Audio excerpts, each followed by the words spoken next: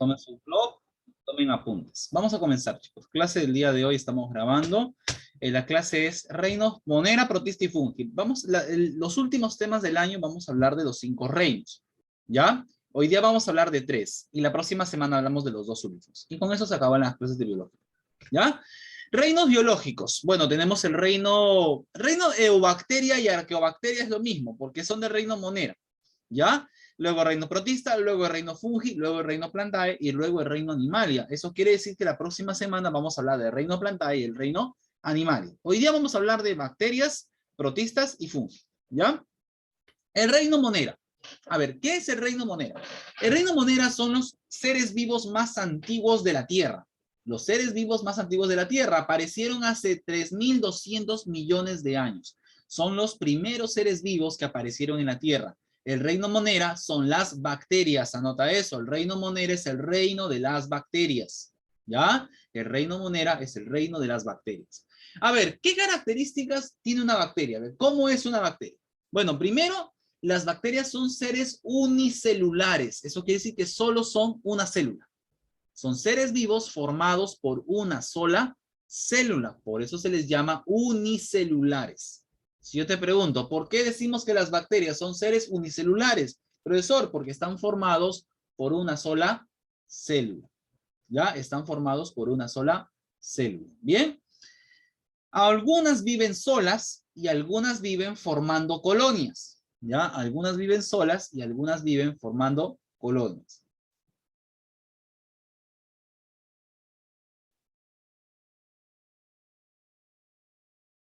Gabriel, buenos días. Buenos días, profesor. Buenos días, Gabriel. Ya, vamos a hacer esto. Voy a asegurarme. Ya. Entonces, las bacterias son seres unicelulares, son formados por una sola célula, aunque algunos viven en colonias, se empiezan a agrupar viviendo en manadas o en colonias de bacterias. Otra característica de las bacterias es que no tienen núcleo. Esta es la principal característica, chicos. La principal característica de una bacteria es que no son células que no tienen núcleo. No tienen núcleo. Por eso decimos que son organismos procariotas. Procariotas son los organismos cuyas células no tienen núcleo. Dime, Joshua. Profesor, ese tema yo lo había visto y al no tener núcleo se esparce por alrededor interiormente alrededor de ella el ADN, ¿no? Sí, su ADN está disperso, flotando en el citoplasma, porque no tiene núcleo. El núcleo de una célula sirve para encerrar el ADN. Y si una célula no tiene núcleo, su ADN está disperso. Está flotando en el citoplasma, ¿ya? Entonces, la característica más importante de una bacteria es que no tiene núcleo. Su ADN está flotando en el citoplasma, ¿ya?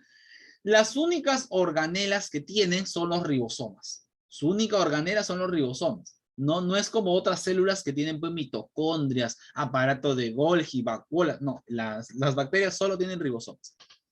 Aparte de su membrana celular, aparte de la membrana de la bacteria, tienen una pared celular, ¿no? Una cápsula que las hace muy resistentes. Son organismos procariotas. ¿Por qué procariotas? A ver, si yo te pregunto, ¿por qué las bacterias son organismos procariotas? Tú me dices, profesor, porque no tienen núcleo. Porque la palabra procariota significa, carión significa núcleo y pro significa falso, falso núcleo o que no tiene núcleo. Procariota, ¿por qué? Porque no tienen núcleo. ¿Ya? No tienen núcleo. ¿Cómo se reproducen las bacterias? Chicos, las bacterias se reproducen por bipartición. Cuando la bacteria llega a cierto tamaño, se parte en dos. Así nada más. Se divide. Pum, se parte en dos y salen dos bacterias. Y así sucesivamente. Las bacterias siempre se parten en dos. A veces dos bacterias intercambian ADN, que sería la reproducción sexual. Pero es raro. La mayoría o la manera normal en la que una bacteria se reproduce es partiéndose en dos, por bipartición. ¿Ya? A ver, clasificación de las bacterias. Las bacterias se clasifican en varios tipos. Bueno, por su acción pueden ser saprófitas o patógenas. Hay bacterias que están en la naturaleza. Hay bacterias que están en la naturaleza que se comen la materia orgánica muerta. Se comen a los cadáveres se comen a las hojas muertas, se comen a los animales. Todo ser vivo muerto, las bacterias empiezan a alimentarse de esos cadáveres, sean plantas o animales. Entonces, esas bacterias son saprófitas, se alimentan de cadáveres. ¿Ya?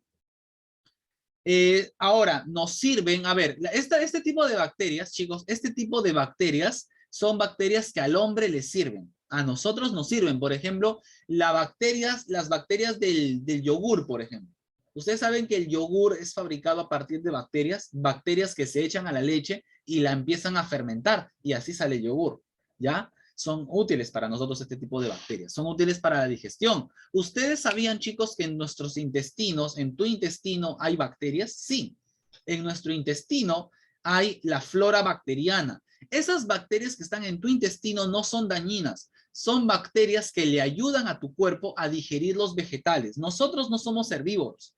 Nosotros no somos herbívoros, por lo tanto nuestro cuerpo no puede digerir los vegetales, la espinaca, la lechuga, esas plantas no las podemos digerir, pero gracias a esas bacterias que están en tu intestino las puedes digerir. Son bacterias útiles para la digestión, igual en el estómago de la vaca, de otros animales, ya que son herbívoros, tienen esas bacterias, son bacterias útiles para nosotros. ¿Cuáles son las bacterias malas? Las bacterias malas son las patógenas, Las patógenas son bacterias que provocan enfermedades, ¿no? Provocan enfermedades en plantas o en animales, ¿ya? Por ejemplo, nos provocan enfermedades como la tuberculosis, la neumonía u otras infecciones, como el cólera, por ejemplo, ¿ya? ¿Cómo contrarrestamos? A ver, cuando nos enfermamos de una enfermedad bacteriana, ¿cómo combatimos esa enfermedad? Usando antibióticos. Los antibióticos son medicinas especialmente diseñadas para combatir a las bacterias. Los antibióticos. Ahora, las bacterias se clasifican por su forma. Cuando las bacterias tienen forma redonda, escúchame, cuando las bacterias tienen forma redonda, se les dice cocos. Cocos se le dice, ¿ya? Cocos. Cuando las bacterias tienen forma redonda, se les dice cocos. Por ejemplo, están los neumococos. A ver, chicos, por el nombre nada más. Neumococo. ¿Qué enfermedad produce? ¿Neumonía? La neumonía. Neumonía. El neumococo produce la neumonía. ¿Ya ves? Entonces, esos son los cocos, ¿no? Son bacterias en forma redonda. Normalmente se agrupan en tiras, en filas, en triángulos. Se agrupan, suelen estar agrupadas. ¿Ya? Ejemplo de cocos, el neumococo, ¿no? Que produce la neumonía. Son bacterias en forma redonda. Los bacilos son bacterias en forma de bastón. ¿Tú has visto el bastoncito de Navidad, el bastoncito de caramelo? Ya, así, de esa forma de abastonada, como un bastoncito. Se les dice bacilos. Bacilos, bacterias en forma de bastón. Bacilos. Ejemplo, a ver, el bacilo de Koch. El bacilo de Koch. El bacilo de Koch, ¿qué enfermedad produce? La tuberculosis. El bacilo de Koch produce la tuberculosis. ¿Ya? No te olvides. Bacilos, bacterias con forma abastonada, forma de bastoncito, bacilos. ¿Cuál es un bacilo famoso? El bacilo de Koch, que produce la tuberculosis. Espirilos, bacterias en forma espiralada, en forma de espiral. ¿Ya? En forma de espiral. Bacterias en forma de espiral, espirilos.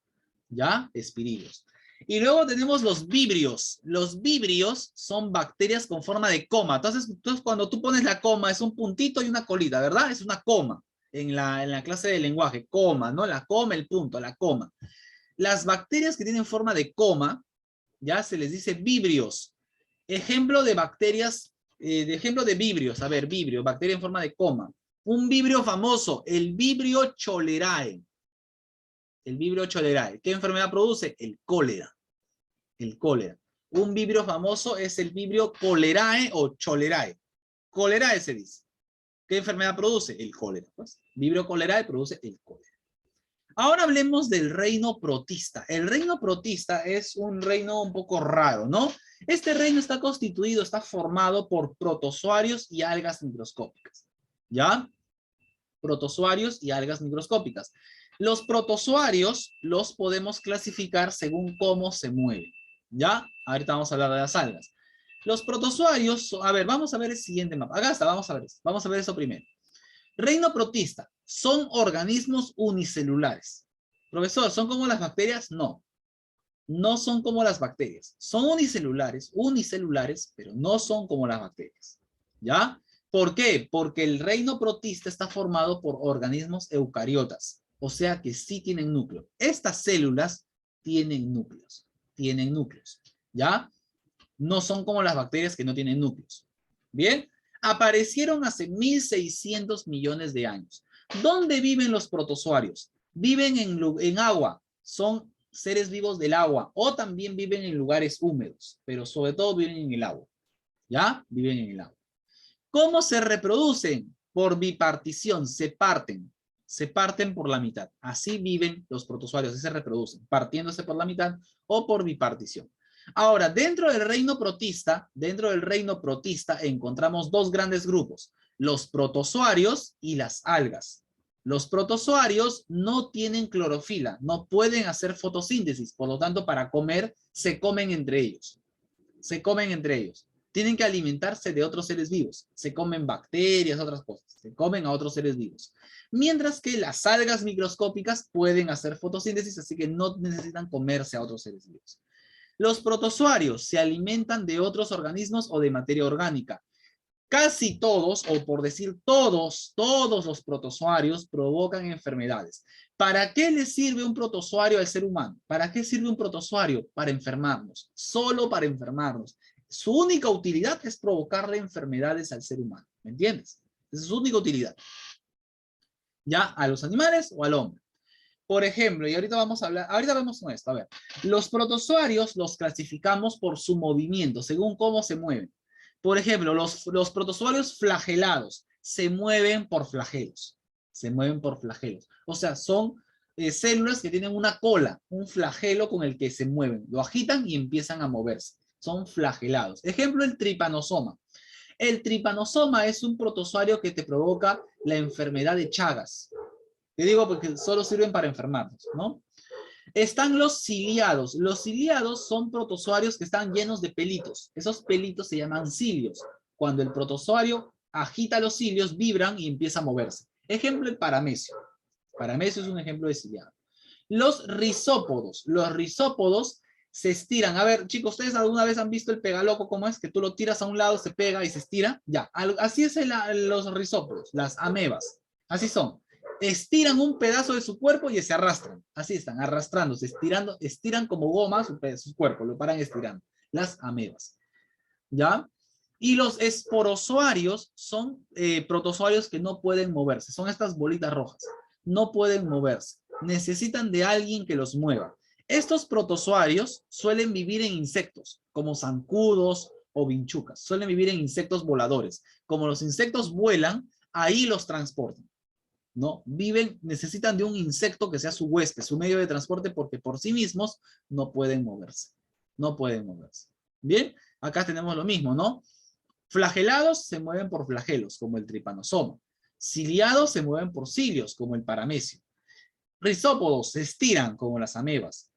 Esporozoarios, como el toxoplasma, no se pueden mover, necesitan de alguien que los lleve, un insecto, por ejemplo, como los zancudos. ¿Ya?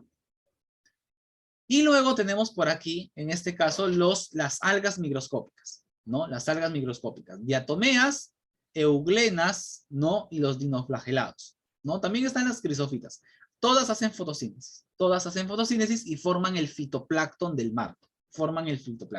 Sirven como alimento, más bien, estos son alimentos de otros seres vivos, ¿ya? Y terminemos acá, chicos, con el reino fungi, el reino de los hongos. El reino fungi, anótalo, es el reino de los hongos. ¿Ya? El reino fungi, reino de los hongos. ¿Qué son los hongos, profesor? ¿Los hongos son plantas o son animales? Pues no son ni plantas ni animales, están en el medio. Parecen plantas, pero se comportan como animales. ¿Ya? Así que no son ni animales ni plantas, son hongos. ¿Ya? Son hongos. Algunos hongos son microscópicos, son unicelulares, y otros son pluricelulares, ¿no? Otros son grandes, ¿no? No tienen clorofila. ¿Los hongos pueden hacer fotosíntesis? No. Si los hongos no pueden hacer fotosíntesis, tienen que necesariamente comerse a otros seres vivos, ¿ya? Porque no pueden hacer fotosíntesis. ¿Cómo se reproducen los hongos? Con esporas. Las esporas son como semillas, pero se llaman esporas, ¿ya? Así se reproducen, dejan caer sus esporas y sale otro hongo donde cae la espora. ¿Ya? Profesor, si los hongos no pueden hacer fotosíntesis, ¿cómo se alimentan? Bueno, Los hongos se alimentan absorbiendo, estiran unas raíces falsas, unas raíces por debajo de la tierra, y esas raíces llegan hasta donde está un cadáver de un cuerpo muerto y empiezan a descomponerlo, lo disuelven. Al disolverlo, lo absorben. Lo disuelven y lo absorben. Así se nutren los hongos. Secretan enzimas digestivas en su medio y luego absorben los productos que son digeridos. Primero, sueltan enzimas digestivas, digieren el cadáver y lo absorben con sus raíces. Así se nutren los hongos. No son como las plantas. Las plantas no hacen eso. ¿Ya? Existen dos tipos de hongos. Los hongos saprófitos y los hongos parásitos. Los hongos saprófitos son los que están en la naturaleza. Se alimentan de cadáveres. Los hongos saprófitos son descomponedores. Se alimentan de cadáveres.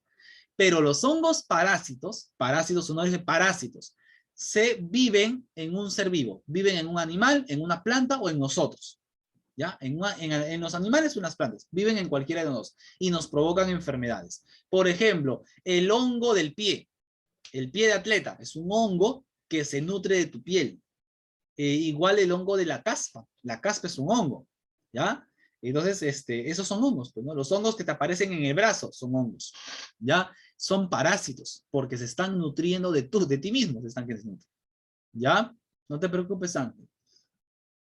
Bien. ¿No? Hay hongos que se nutren de las hojas de las plantas, las matan, ¿no? Y se nutren de ellas. Esos son hongos parásitos. Una cosa es que un hongo se nutra de un cadáver, de un cuerpo muerto, y otra cosa es que un hongo se nutra de un cuerpo vivo. Cuando el hongo se nutre de un cuerpo vivo, ahí es un parásito. Cuando se nutre de un cuerpo muerto, de un cadáver, ahí es un saprófito, un descomponedor. Los hongos aparecieron hace 800 millones de años. Se calcula que existen 250.000 tipos de hongos en el mundo, imagínate. 250.000 tipos de hongos. Los hongos son muy resistentes, tienen una pared de quitina, una pared de una armadura formada por quitina, que es parecido a tus uñas. Es muy parecido a las uñas que tú tienes, son muy duros. Los hongos son duros porque tienen una armadura recubierta de quitina, ¿no? Pueden reproducirse de manera asexual, soltando esporas y sale un nuevo hongo, o pueden a veces reproducirse de manera sexual conjugando su ADN, ¿no? Ahora, hay varios tipos de hongos. Hay varios tipos de hongos. El zigomicota, el ascomicota, el basidiomicota o el deuteromicota. Vamos a verlo acá. Clasificación de los hongos. Los hongos se clasifican en ficomicetos, ascomicetos, basidiomicetos y deuteromicetos. Entonces, algunos no conocen esto, pues. Algunos no saben. Algunos piensan que los hongos son solo el hongo de Mario Bros. Solo piensan que son así. No, mentira, chicos. Los hongos son de varios tipos. El más conocido es este. Los basidiomicetos son los más conocidos. Pero hay varios tipos de hongos. Por ejemplo, el hongo llamado ficomiceto, el ficomiceto, son hongos microscópicos. Microscópicos. ¿Ya? Son microscópicos. ¿Dónde aparecen? A ver, Rhizopus nigricans, el moho negro del pan. A ver, chicos, cuando tú dejas un pan a la intemperie, pasan 2 semanas, encima de tu pan que ha aparecido una capa verde, ¿no? Verde bien asquerosa. Eso es un hongo, el moho. El moho aparece porque es un ficomiceto. Es un ficomiceto. Aparece después de cierto tiempo en un lugar abandonado, ¿no? En el pan, por ejemplo, el moho negro del pan. Ficomicetos. Los ascomicetos son hongos con forma de sacos, así como lo estás viendo. Tienen forma de costal, de saco, de bolsa, ¿ya? Y sueltan sus esporas, Por ejemplo, los ascomicetos nos sirven porque son levaduras. Para nosotros, los ascomicetos son muy útiles porque son levaduras. Saccharomyces cerevisiae, la levadura de la cerveza. La levadura. ¿Cómo se fermenta la cerveza? La levadura, Saccharomyces cerevisiae, la levadura de la cerveza. La levadura del vino también. La levadura del vino y la cerveza son ascomicetos, son hongos. Son hongos. La levadura del pan. ¿Cómo crees que hacen el pan? Le echan a la harina levadura. Eso es un hongo, es un ascomiceto. Y la levadura lo fermenta, hace que la masa del pan aumente. Así se cocina el pan. ¿Ya ves? Entonces, esos son ascomicetos. El basidiomiceto son hongos con forma de sombrero. Los basidiomicetos son hongos comunes con forma de sombrero. Es los más conocidos. ¿Ya? Agaricus campestris. El Agaricus campestris es el champiñón. El champiñón. Agaricus campestris. Champiñón. Z, también se le dice Z. Champiñón. Profesor, ¿y qué pasa si yo encuentro un hongo ¿qué pasa si yo encuentro un hongo de color rojito con puntos blancos? El honguito de Mario Bros, ¿verdad? Ese hongo, ese honguito, muchos lo confunden con un champiñón. Muchos confunden a ese hongo rojito, brillante, con puntos blancos, lo confunden con un champiñón. Se lo comen pensando que van a crecer como crecía Mario Bros y se terminan muriendo. Ese hongo no es un champiñón, se llama falsa oronja. Si quieres, anótalo. Se llama falsa oronja. Y no, su nombre científico no es Agaricus campestris, es Amanita muscaria. Falsa oronja. Es un hongo venenoso. Es un hongo tóxico, venenoso. Te lo comes, te vas a la tumba. Cuidado con esos hongos. No lo vayas a confundir. Lo distingues por el color. Los champiñones son blancos. La falsa oronja es rojo brillante con puntos blancos. El rojo brillante te avisa de que no es comestible. Los colores brillantes suelen ser colores venenosos. Así que si encuentras un hongo de esos, no lo toques. Déjalo ahí. Porque son tóxicos, son venenosos y te puedes morir por eso. ¿Ya? Y por último, los deuteromicetos. Por ejemplo, tenemos el penicillium. Estos son hongos microscópicos muy útiles porque son hongos que matan a las bacterias. ¿Y qué pasó? Escúchame y con esto termino. Alexander Fleming era un científico que allá por los años de 1900 estaba en su laboratorio cultivando penicilina. Cultivando penicillium, estos honguitos. Cultivaba estos hongos llamados penicillium. ¿Ya? Y después de unos días descubre que esos hongos habían estado matando las bacterias de la lámina donde estaban. Entonces él se da cuenta que estos hongos tienen una sustancia que mata las bacterias. Una sustancia capaz. Entonces, ¿qué hizo él? Cultivó los hongos, les extrajo esa sustancia y creó una medicina llamada penicilina. Anótalo, penicilina.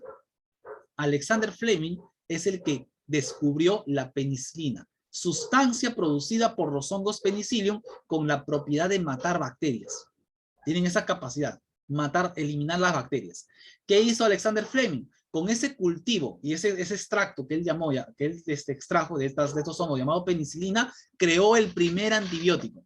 El primer antibiótico que se creó en el mundo fue la penicilina. ¿Quién lo creó o quién lo descubrió? Alexander Fleming.